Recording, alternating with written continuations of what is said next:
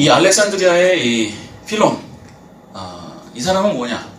이분은 대단한 지식인이고 굉장히 그 수준 높은 어떤 학문적인 능력을 갖춘 그런 분이었는데, 이분은 이 사람은 이제 무슨 주장을 하게 되냐면, 사실은 이 사람 때문에 이후대 기독교 사상이 그렇게 된지도 모르겠어요. 이 사람이 이제 이번에 그 큰 어떤 영향을 남긴 거죠. 뭐냐면, 우리가 구약 성서에서 보았던 그 하나님의 뜻, 가르침, 그 내용하고 이 그리스 철학에서 나오는 이런 소크라테스, 플라톤 특히 이 얘기하는 이 내용은 사실은 같은 내용이다. 왜냐? 그게 진리이기 때문에. 소크라테스와 플라톤은 세상의 진리를 몇 번 실제로 본 사람들이다. 말로 하는 구체적인 표현들은 조금 달랐을지 몰라도 사실은 같은 것을 본 것이다 라고 하면서 이 헬레니즘 문화, 이 그리스 문화를 헤브라이즘, 유대교 문화에 완전히 일치시켜버립니다. 그게 그 얘기였다, 사실. 이런 식으로. 그래서 소크라테스가 이렇게 주장했지, 이건 사실은 구약의 그 얘기다, 이런 식으로. 그렇게 이제 합치게 되는 겁니다. 무슨 얘기냐? 이제 이 얘기를 이제 이해를 하려면 소크라테스와 플라톤 철학이 어떤 철학인지를 이제 우리가 알아야 하는데요. 소크라테스가 이제 나중에 감옥에 잡혀서 이제 죽게 되죠. 그때 제목이 바로 뭐냐면, 젊은 사람들의 정신을 혼란스럽게 만든다 라는 제목이었어요. 그게 무슨 얘기냐? 하여간 알고 있다고 생각하는 것들에 대해서 다 질문을 해가지고 넌 사실 모르는 거야 라고 계속 이렇게 굉장히 그 통찰력 있는 굉장히 그 질문으로 사람들이 알고 있다고 하는 여러 가지 것들을 질문을 해가지고 모르는 걸로 만들어버리고, 그와 그러는 과정에서 뭐가 문제가 되냐면, 그리스 사람들이 믿었던 그리스 신화, 다양한 신들에 대해서 막 질문을 하면서 사실은 이 신들이 없는 거야. 이거 다 뻥이야. 이거 진짜? 막 이러면서 계속 막 이렇게 막 괴롭히고 다니니까 이 젊은 사람들이 그런가? 이게 아닌가? 그러면서 소크라테스가 주장을 했던 게 뭐냐면, 이게 무슨 신이냐? 결국에는 궁극적인 진리가 하나 있다. 인간으로 태어났으면 그걸 추구해야 한다. 영원불변의 진리가 있다. 그래서 이 진리의 세계를 뭐라고 하는 거예요? 이데아의 세계다. 이 영원불변의 진리가 있고, 그래서 알매 문제와 관련해서는 우리가 뭔가를 안다고 추구할 때 두 가지, 예를 들어 크게 봐서 두 가지의 알매에 대한 접근이 있을 수 있는데, 한 가지 알면 예를 들어 경험적으로 아는 알미죠. 이렇게 예를 들어 이 표지는 어떤 느낌인지, 하여간 찢으면 이렇게 세게 찢으면 찢어지는지, 하여간 이런 것들은 제 경험을 해봐야 하는 알미죠. 이건 얼마나 무거운지 들어봐야 알죠. 봐서는 모르잖아요. 그죠? 굉장히 무거운데 경험을 해봐야 되는 알미 있는 거예요. 반면에 경험 안 해봐도 아는 알미 있어요. 예를 들어 1 더하기 1은 2다. 이건 경험을 해봐야 알아요? 아니죠. 개념적으로 아는 겁니다. 이거는 달에 가도 1 더하기 1은 2고, 그건 개념이니까. 그죠? 아프리카 가도 1 더하기 1은 2고. 그죠?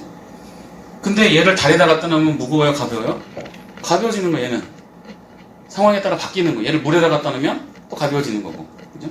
그러니까 경험적인 알면 맥락에 따라서 달라지는 것입니다. 그래서 소크라테스는 이러한 알을 천시하게 됩니다. 경험적인 알을 천시하게 됩니다. 왜? 일관성이 없습니다. 그럼 이제 물어보는 거죠. 총체적으로. 오케이, 이거 물에다 넣고 들어봐. 또 달에 가서 들어봐. 여기서 들어봐. 다 들어봤어요. 그래서 궁극적으로 물어보는 거예요. 오케이, 이거 무거워, 가벼워? 그럼 뭐라고 답해야 돼요? 답을 할 수 없는 거예요. 맥락에 따라 다르니까. 그러니까 소크라테스는 이게 거짓이라고 부르는 겁니다. 왜? 답이 안 나오니까. 답이 나와야 그게 진리인데 답이 안 나오니까 이거는 진정한 알미 아니다, 이렇게 되는 거예요. 이게 사실은 제가 한국에서 대학에 수업하면서 얘기했던 표현으로는 이제 이게 소크라테스와 플라톤이 서양 철학에 쌓아놓은 똥입니다. 이것 때문에 경험과학의 발전을 못하게 되는 거예요. 경험을 이때부터 천시하게 되는 거예요. 경험으로 아는 데이터를 천시하게 되는 거예요. 어떤 알을 그러면 중요시하게 되는 겁니까? 논리적, 직관적으로 아는 암. 왜냐? 이건 안 변하니까. 물속에 들어가도 1 더하기 1은 2죠. 그죠? 우주에 가도 1 더하기 1은 2입니다. 그래서 이러한 영원 불변의 알을 추구하는 것이야말로 인간에게 가장 가치론입니다. 이건 안 변한다. 예?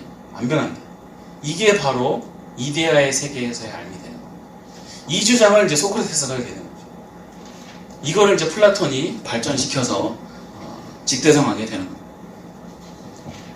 실제로 소크라테스는 본인이 저작을 남긴 것은 없죠. 그 제자인 플라톤이 다 적어놓은 겁니다. 플라톤이 이제 플라톤이 이제 굉장히 그 유력한 정치인의 어떤 그 자녀로 태어나게 되는데, 아버지도 유명한 정치인이고 어머니도 유명한 정치인의 딸이고 그래가지고 성년이 되었을 때 주변에서 정치 좀 해봐라 그래서 막 이제 정치를 하려고 그랬는데, 평소에 이제 가깝게 지내고 따르던 소크라테스 선생님이 억울하게 죽는 걸 보자 눈이 돌아가서 나 정치 안 해. 그리고 이제 주변에 이제 이태리를 가서 피타고라스한테 배운다든지 해가지고 와서 이제 그 철학에 몰두하게 되고 그렇게 되는 삶을 살게 됩니다만, 어쨌든 그 이후에 그 여러 저작물들을 남기게 되는데요.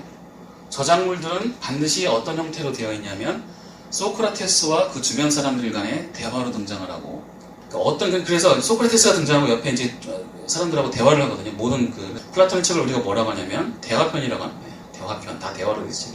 대화로 돼 있죠. 예를 들어 뭐 메논이라든지 뭐 심포지엄 및 향연이라든지 유명한 국가론이라든지 또 그 이외에도 굉장히 많은 그런 대화편들이 있습니다. 대화로 되어 있는데 그 중에 일부는 소크라테스의 주장일 것이고 일부는 자기의 생각을 소크라테스 선생님의 입에다 넣어서 자기의 생각을 펼쳤을 것이다. 뭐 이런 식으로 이제 학자들은 이제 분류를 합니다만은, 어쨌든 그게 이제 플라톤의 대화편이 되는 것입니다. 어쨌든 거기서 나오는 가장 중요한 생각이 바로 뭐예요? 뭔가 영원 불변의 것이 있다. 이 변하는 것들은 다 가짜다. 네? 눈에 보이는 이 신들, 이게 이 신이냐, 이게 눈에 보이는데, 예를 들어. 그래서 막 논증을 하는 거예요. 신이 이게 보이는데, 이게 무슨 능력이 있냐, 그런 식으로. 그러니까 이제, 젊은 사람들의 정신을 혼미케 한다 그래서 소크라테스를 죽인 거죠, 잡아다가. 이 디아스포라 유대인들이 이와 같은 그리스 철학을 접하면서, 영원 불변의 것, 뭐랑 비슷해요? 유일신, 하나님하고 비슷한 거예요. 영원 불변의 것, 영원 불변한 진리, 뭔가 저 세상에 있는 그것을 우리가 추구해야 된다. 이 말이 잘 읽어보면 구약에 나타나는 하나님을 영원히 불변하시는 하나님의 뜻을 따라야 한다는 얘기가 비슷한 거예요.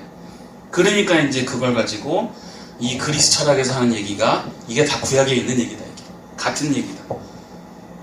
표현만 조금 달랐을 뿐이다. 이제 이렇게 되는 겁니다. 그래서 이제 그 알렉산드리아의 필론이 했던 아주 중요한 또 이걸로 유명하죠. 중요한 저작물이 바로 뭐냐면 구약에 나오는 그런 이야기들을 다 어떤 비유적인 것들로 해석을 하는 그런 작업들을 하게 됩니다. 풍유, 비유를 통해서 이게 다 플라톤이 했던 얘기야 이러면서 했던 그런 그 저작물들, 그 저작물로 이제 유명하게 되는 거죠. 이 알렉산드리아 필론이. 근데 이와 같은 사고방식이 이후에 저스틴 마터라든지 오리겐, 어거스틴 흘러가는 겁니다. 아퀴나스 가면 아리스토텔레스가 나오거든요. 아리스토텔레스는 나중에 이 시던데이 가면 그때 가서 또 아리스토텔레스 설명을 드리겠습니다.